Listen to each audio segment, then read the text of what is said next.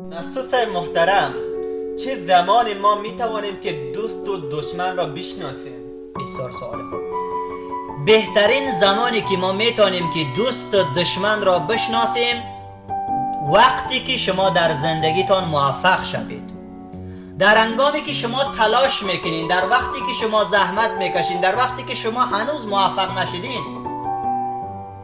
نمیشناسین کی حسود است، کی همراهتان رقابت داره. تو زمان دوست و دشمن را میشناسی که اون وقت تو موفق شوی، تو کامیاب شوی، در اون وقت دوست و دشمن را میشناسی.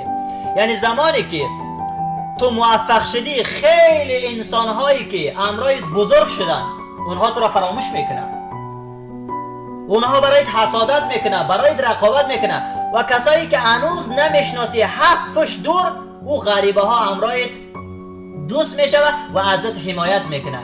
بزرگترین وقت شناخت دوست و دشمن وقت موفقیت است.